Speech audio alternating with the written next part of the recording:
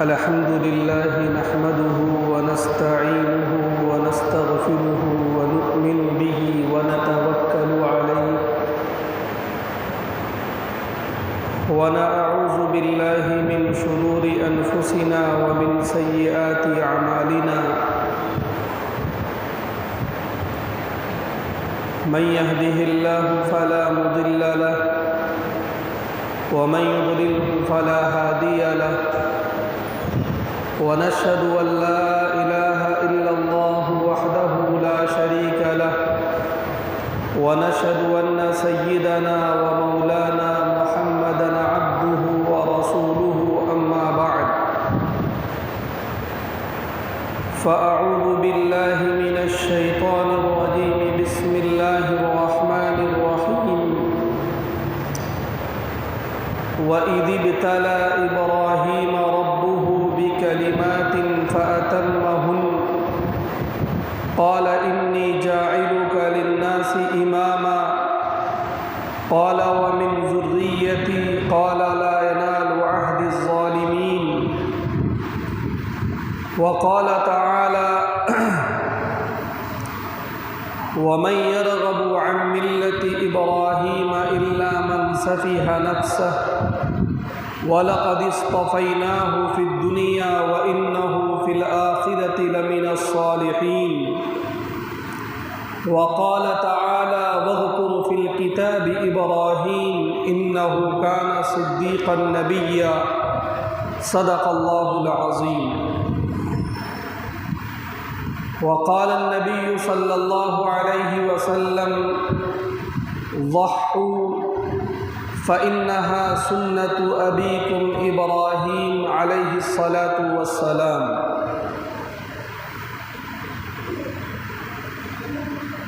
آج بھی ہو جو براہیم کا ایماں پیدا آج بھی ہو جو براہیم کا ایماں پیدا آج کر سکتی ہے انداز گلستہ پیدا براہیمی نظر پیدا بڑی مشکل سے ہوتی ہے براہیمی نظر پیدا بڑی مشکل سے ہوتی ہے ہوس چھپ چھپ کے سینوں میں بنا لیتی ہیں تصویریں قابل صد احترام میرے بزرگوں بھائیوں عزیزوں اور دوستوں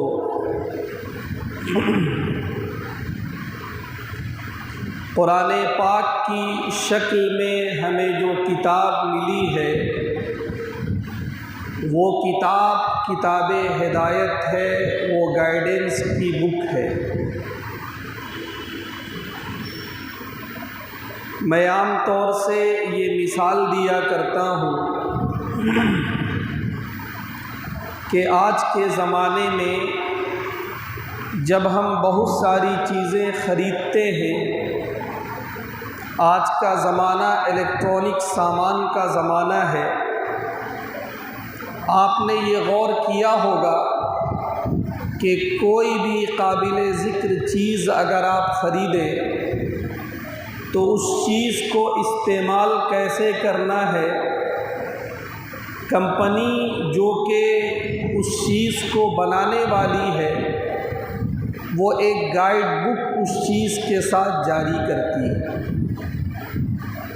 سیمسنگ نے اگر کوئی موبائل بنایا فریج بنایا واشنگ مشین بنایا یا کوئی اور چیز بنائی تو سیمسنگ ایک کمپنی کا نام ہے اور یہ چیزیں اس کی پروڈکشن ہے وہ اپنی پروڈکشن کے بارے میں ہدایات جاری کرتی ہیں کہ ہمارے پروڈکشن کو استعمال کیسے کرنا ہے ہاؤ ٹو یوز اٹ آپ اسے استعمال کیسے کریں گے میں یہ عرض کیا کرتا ہوں کہ اصل خالق اور اصل پروڈیوسر اور کریٹر اور بنانے والا اللہ ہے یہ زمین اللہ کی پروڈکشن یہ آسمان اللہ کا پروڈکشن یہ درخت اللہ کے پروڈکشن یہ شجر و حجر اللہ کے پروڈکشن، پوری مخلوق اللہ کی پروڈکشن، پوری کائنات اللہ کی پروڈکشن، لیکن ان تمام مخلوقات کے درمیان میں، ان تمام پروڈکشنز کے درمیان میں سب سے اعلیٰ درجے کا اور سب سے ہائی کوالٹی کا اگر کوئی پروڈکشن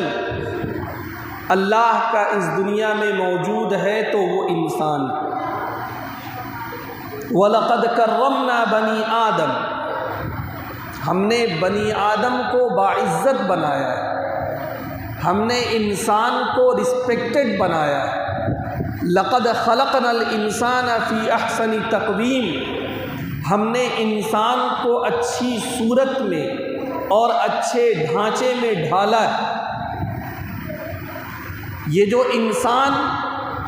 سر سے پیر تک ایک مخلوق کا نام ہے، یہ اللہ کا سب سے اعلیٰ درجے کا پروڈکشن ہے، اللہ کی سب سے باعزت مخلوق ہے۔ اللہ نے اپنی اس مخلوق اور اللہ نے اپنے اس پروڈکشن کی رہنمائی کے لیے اور گائیڈنس کے لیے جو گائیڈ بک دیا ہے اسی کا نام قرآن پاک ہے، اور اس کے بارے میں یہ کہہ دیا گیا الف لام میم ذالک الکتاب لا ریب فیہ، کہ دیکھو یہ ایسی کتاب ہے کہ جس میں شک و شبے کی کوئی گنجائش نہیں ہے۔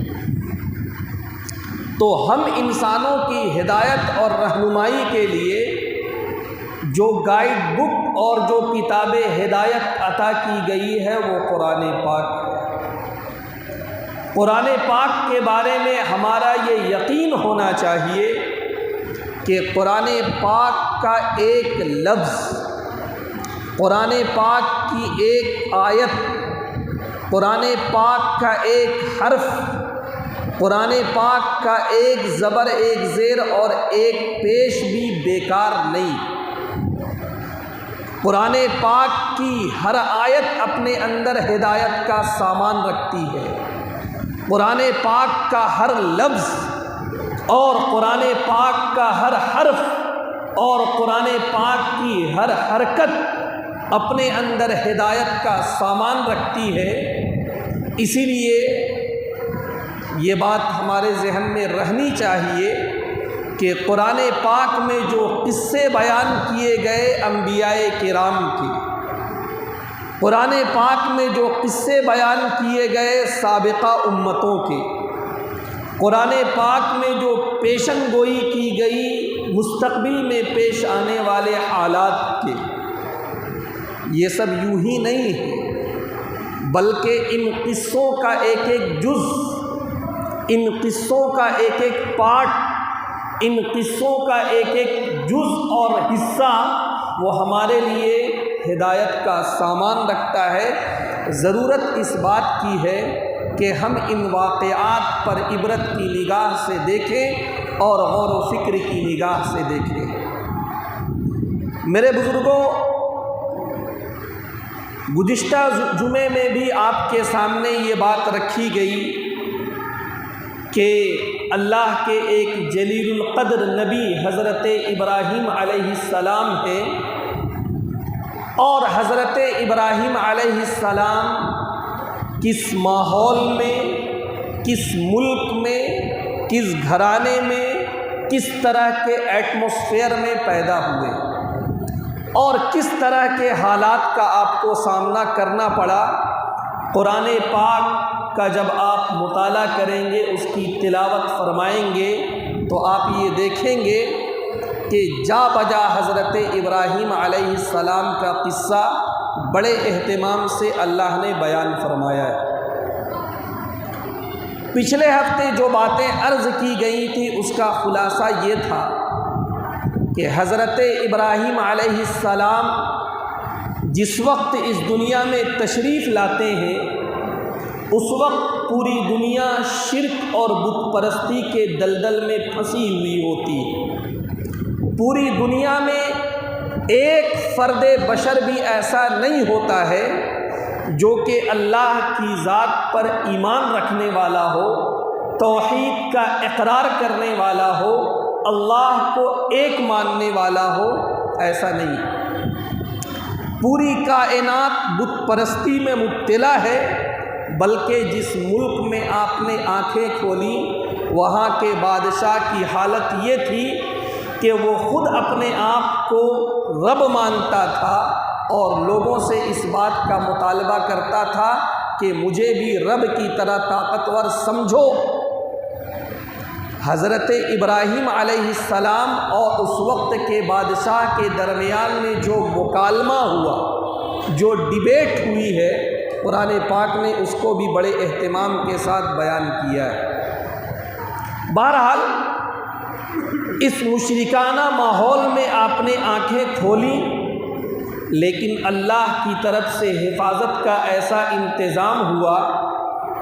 کہ ایک لمحے کے لیے بھی آپ اس ماحول سے متاثر نہیں ہوئے، بلکہ جب آپ بلوغت سے پہلے ہی جب آپ سن رشد اور سن تمیز کو پہنچے تو اللہ کی طرف سے یہ انتظام ہوا کہ اللہ نے رشد و ہدایت کی بات، اللہ نے ایمان اور کفر کے درمیان میں فرق کی بات، اللہ نے توحید اور کفر کے درمیان میں فرق کی بات آپ کے دل میں ڈال دی،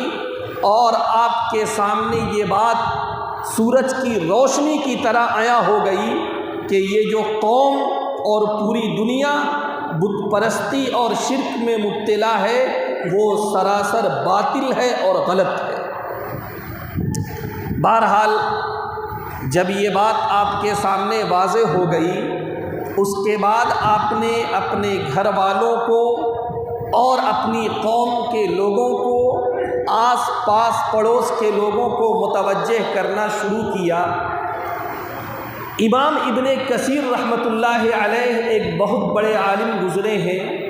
ان کی ایک مشہور زمانہ کتاب ہے تفسیر ابن کثیر، لیکن انہوں نے اور بھی کتابیں لکھی ہیں۔ ایک کتاب انہوں نے لکھی ہے قصص الانبیاء کے نام سے، جس میں انہوں نے انبیاء کرام کے قصے کو قرآن و حدیث اور تاریخی روایات کے حوالے سے بیان فرمایا ہے۔ اس میں انہوں نے یہ بات فرمائی،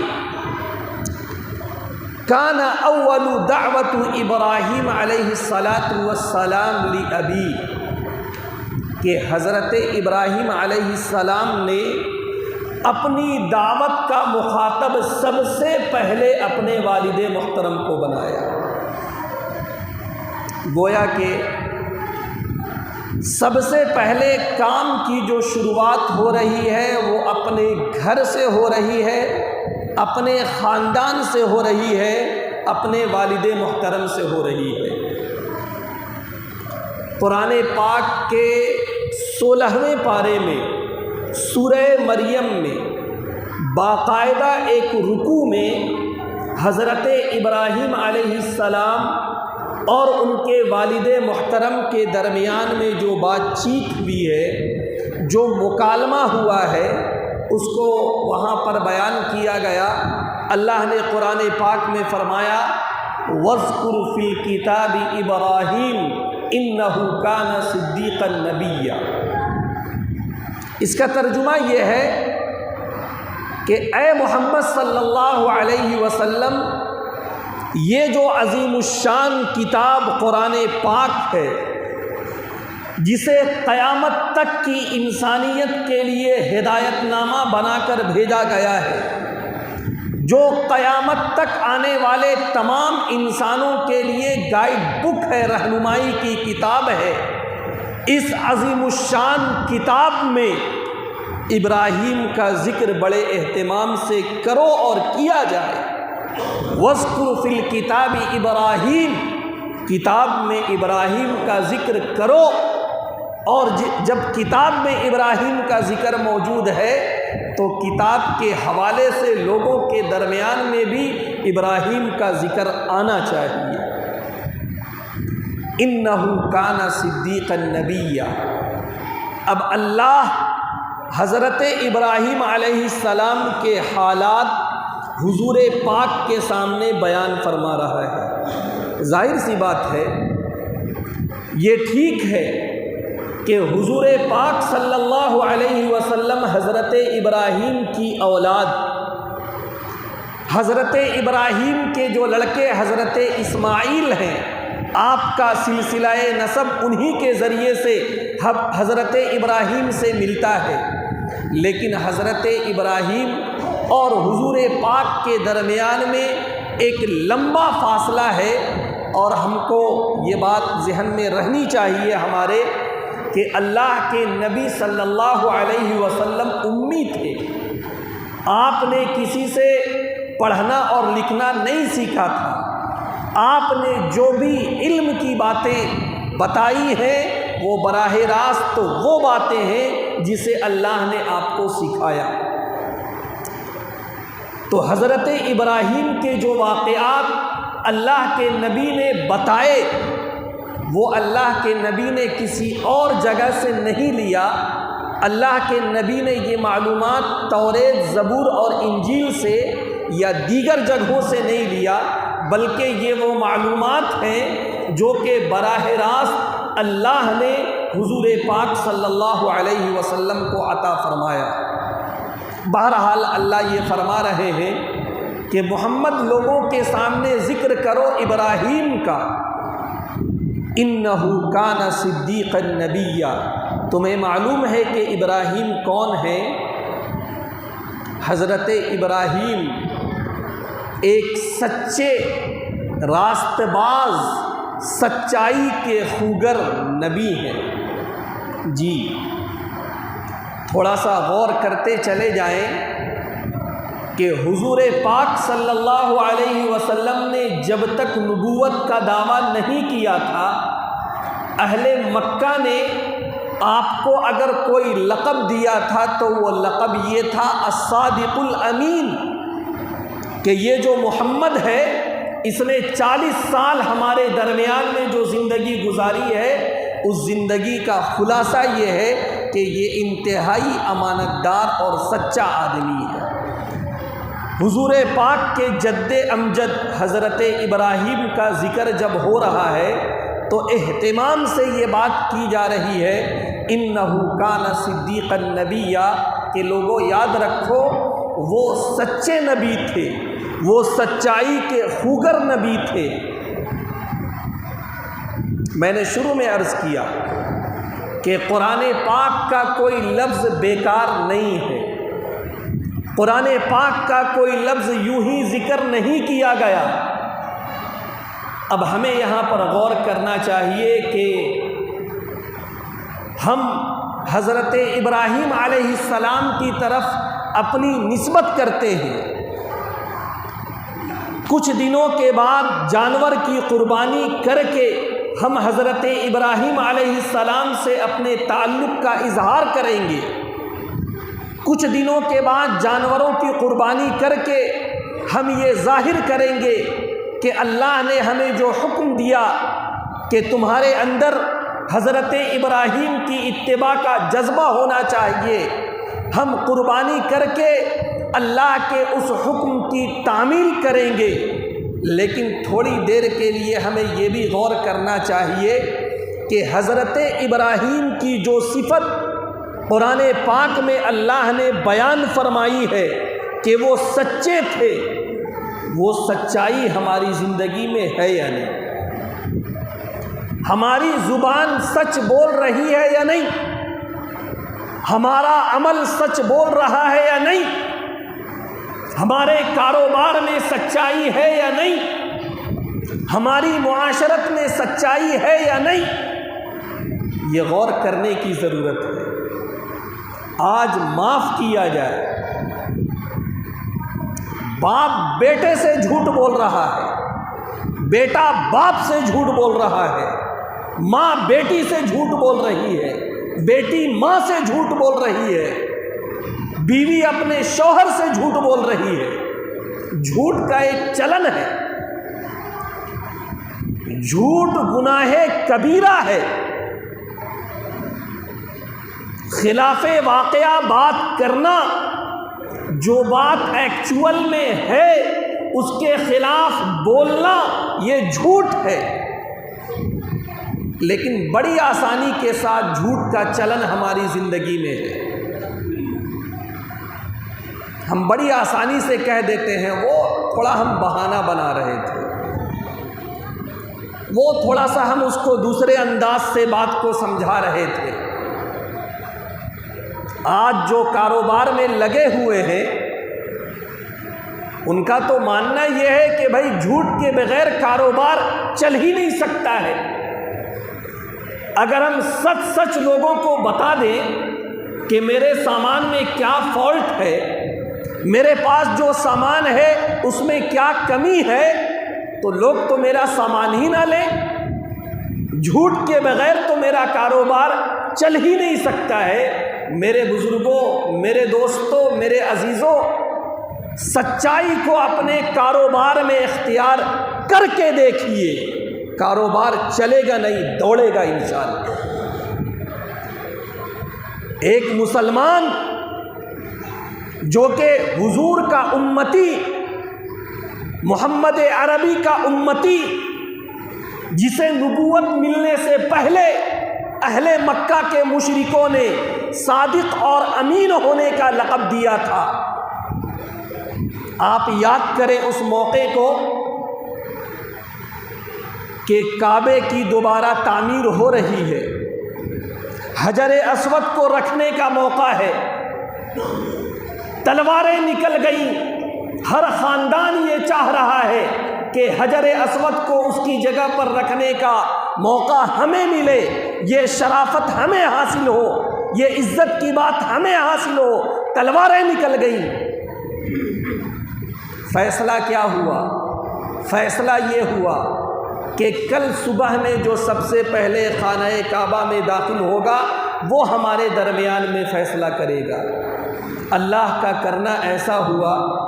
کہ دوسرے دن صبح میں سب سے پہلے خانہ کعبہ میں اگر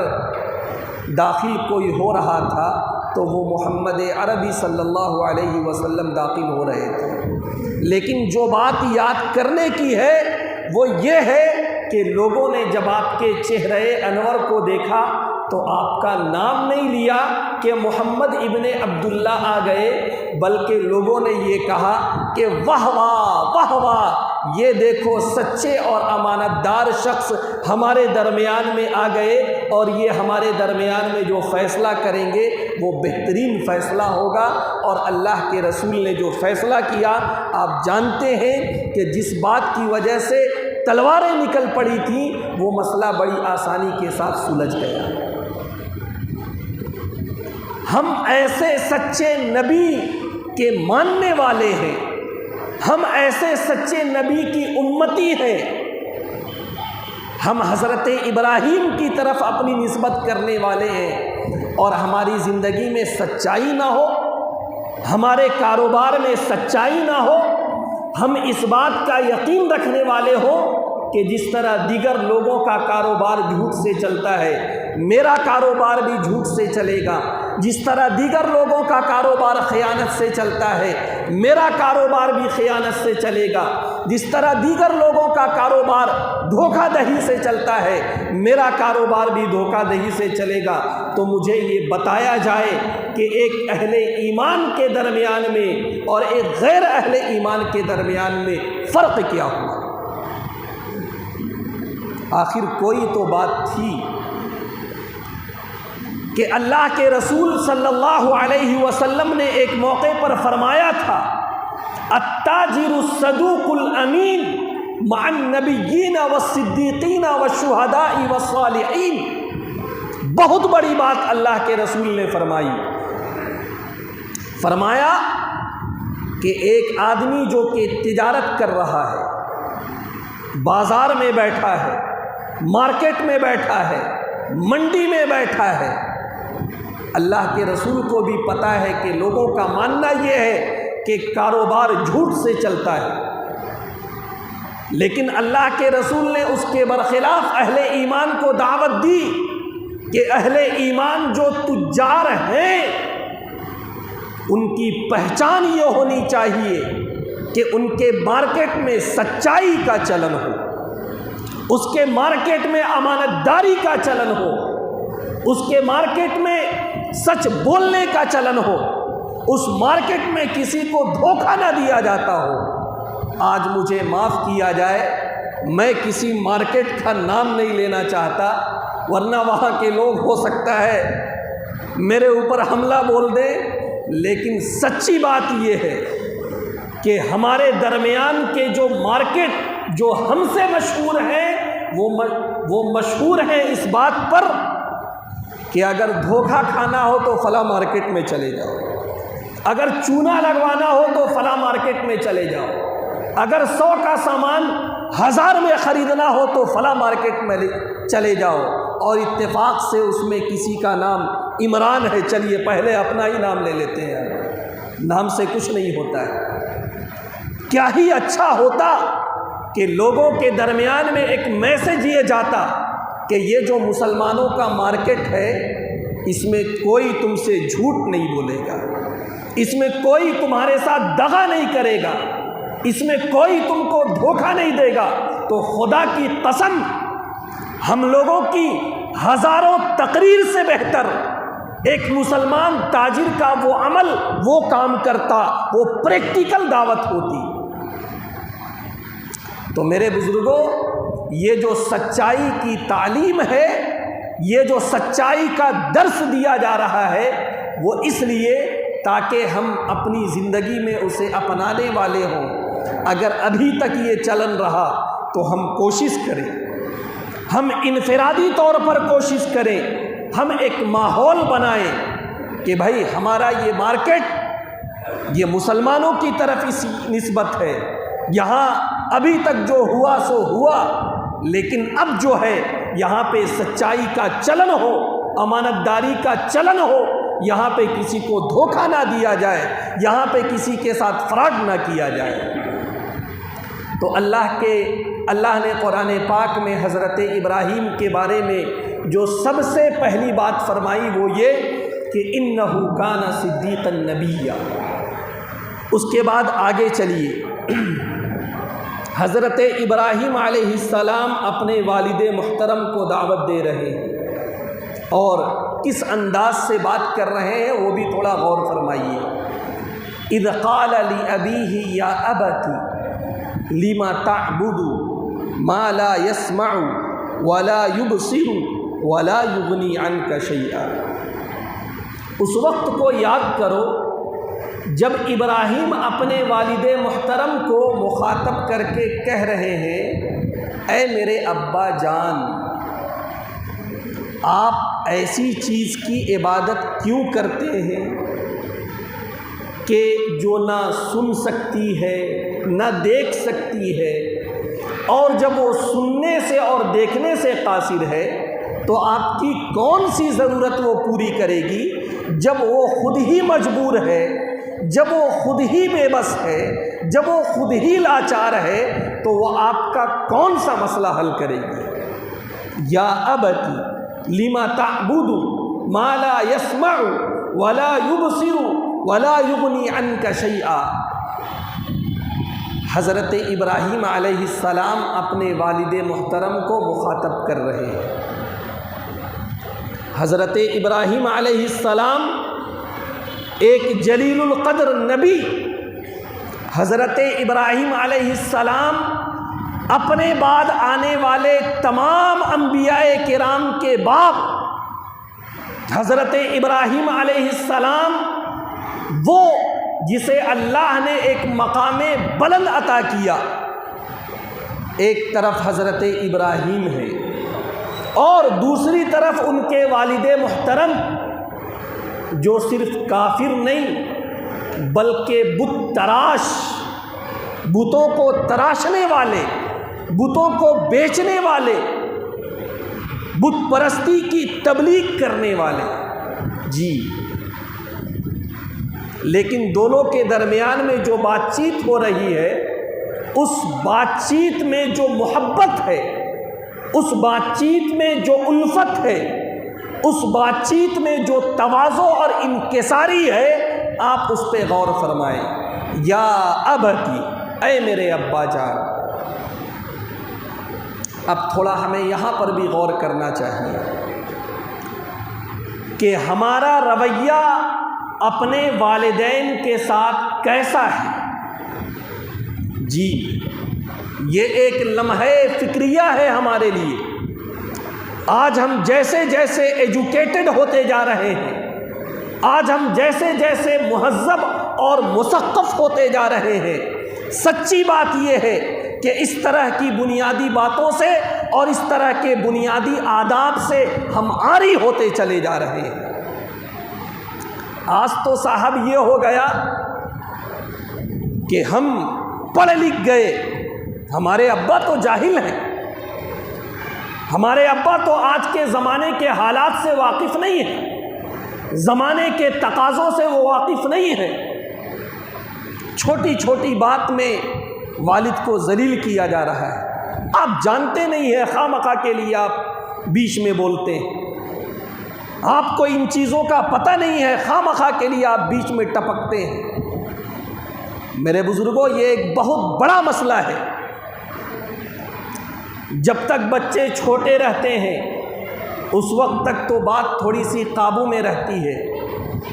لیکن جب بچے جوان ہو جاتے ہیں،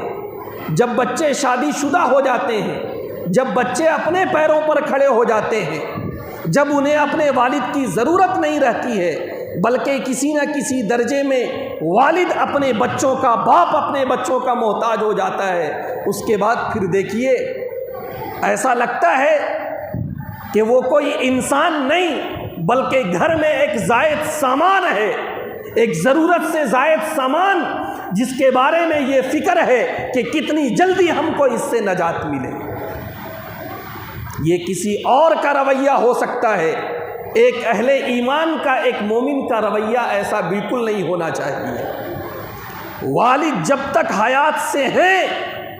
ان کی عزت اپنی جگہ پر باقی رہے، ان کی گارجین شپ اپنی جگہ پر باقی رہے، ان کا بڑکپن اپنی جگہ پر باقی رہے۔ تم لاکھ پروفیسر، انجینئر، ڈاکٹر، وقت کے مفتی، وقت کے فقیہ، وقت کے عالم اپنی جگہ پر، لیکن تمہارے باپ کی عزت اپنی جگہ پر۔ جب تک باپ کی آنکھ بند نہ ہو جائے، اسے ایک لمحے کے لیے بھی احساس نہ ہو کہ میری گارجین شپ اب جا رہی ہے، میرا بڑکپن اب جا رہا ہے، میری مرکزیت اب ختم ہو رہی ہے، ایسا بالکل نہیں ہونا چاہیے۔ والد کا احترام ہر حال میں ملحوظ رکھا جائے۔ لوگوں نے کہا ہے، قرآن پاک بھی اس حقیقت کی طرف اشارہ کرتا ہے کہ جب عمر زیادہ ہو جاتی ہے تھوڑی سی عقل بھی متاثر ہو جاتی ہے، عقل بھی تھوڑی سی معوف ہو جاتی ہے۔ بسا اوقات بڑھاپے میں انسان بچوں والی حرکت کرنے لگتا ہے، ان کی ناز برداری کرنا ہر بچے کی ذمہ داری ہے۔ ایک موقع پر اللہ کے رسول کی خدمت میں ایک شخص آئے اور انہوں نے کہا کہ اللہ کے رسول، میرا بیٹا جو ہے بات بات میں مجھے جھڑکتا ہے، بات بات میں مجھے ڈانٹتا ہے۔ اللہ کے رسول صلی اللہ علیہ وسلم نے اس لڑکے کو بلوایا اور کہا کہ بھائی کیا بات ہے کہ تمہارے والد جو ہے یہ شکایت لے کر میرے پاس آئے ہیں کہ تم بات بات میں اپنے والد کو ڈانٹتے ہو؟ تو اس بیٹے نے جو جواب دیا وہ یہ کہ اللہ کے رسول، ان کی عمر زیادہ ہو گئی ہے، ان کو بہت ساری چیزوں کی سمجھ نہیں ہے، بسا اوقات یہ سامان کو برباد کر دیتے ہیں، بسا اوقات یہ سامان کو ضائع کر دیتے ہیں، بسا اوقات یہ سامان کو توڑ پھوڑ دیتے ہیں، بسا اوقات یہ کام کی ترتیب کو بگاڑ دیتے ہیں، جس کی وجہ سے مجھے ڈانٹنے کی نوبت آتی ہے۔ جب وہ آدمی یہ بات کہہ رہے تھے، اللہ کے رسول کی آنکھوں میں آنسو جاری تھا۔ اللہ کے رسول نے فرمایا کہ ایک مرحلہ وہ بھی گزرا ہے جب کہ تم نے اپنے باپ کے پیسے سے لائے ہوئے بہت سارے سامان کو توڑا۔ شام کے وقت میں ایک قیمتی کھلونا تمہارے باپ نے تمہیں لا کر دیا، صبح تک تم نے اس کو توڑ دیا۔ شام کے وقت ایک قیمتی سامان تمہارے باپ نے لا کر تمہیں دیا، صبح کے وقت تم نے اسے توڑ دیا۔ لیکن جب اس ٹوٹے ہوئے کھلونے کو، اس ٹوٹے ہوئے سامان کو تمہارے باپ نے دیکھا، وہ تمہیں ڈانٹا نہیں، وہ تم پر ناراض نہیں ہوا، اس نے پیار سے تمہارے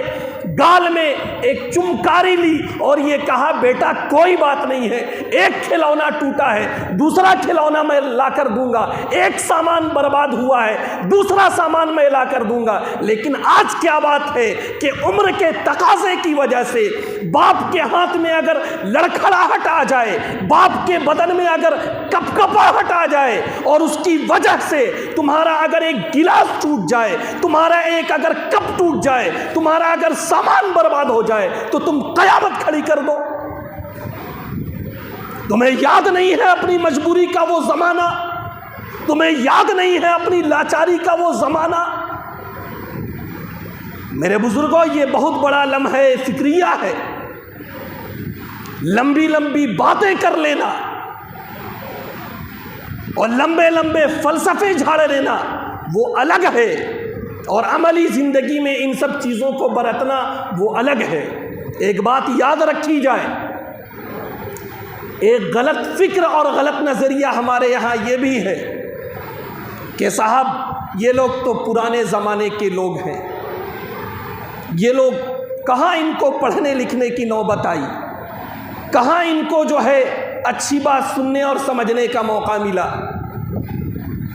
اب ہم پڑھ لکھ گئے، اب ہم کما رہے ہیں، پیسے کما رہے ہیں، ہمارے پاس پیسے ہیں، اپنے بچوں کو ہم ہائی سے ہائی اسکول میں پڑھا رہے ہیں، اپنے بچوں کو ہم اعلیٰ تعلیم دے رہے ہیں۔ ایک بات یاد رکھیں، بچہ دنیاوی اعتبار سے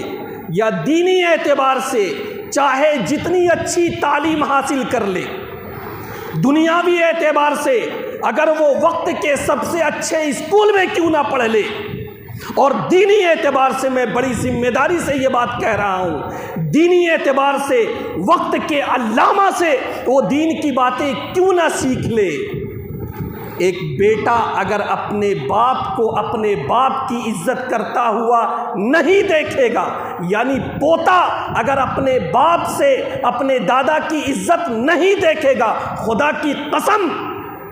تم اس کے اندر ایجوکیشن کی جتنی ڈگریاں بھر دو، اگر تمہارا عمل اور تم پریکٹیکل حساب سے اپنے باپ کی عزت نہیں کرو گے، کل چل کر یہ بھی تمہاری عزت نہیں کرے گا۔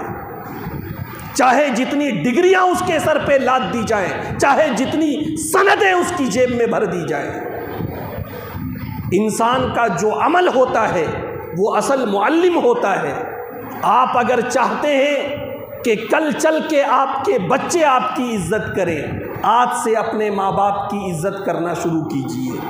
اگر آپ یہ چاہتے ہیں کہ کل چل کے آپ کے بچے آپ کا احترام کریں، آج سے اگر کوتاہی ہوئی ہے اللہ سے معافی مانگیے، ماں باپ سے معافی مانگیے اور احترام کا ماحول شروع کیجیے۔ یہ ایک بہت بڑا مسئلہ ہے، اس کی وجہ سے ہم نے یہ ضرورت محسوس کی کہ اس موضوع پر بھی جو ہے کچھ بات آنی چاہیے۔ بہرحال اللہ نے قرآن پاک میں حضرت ابراہیم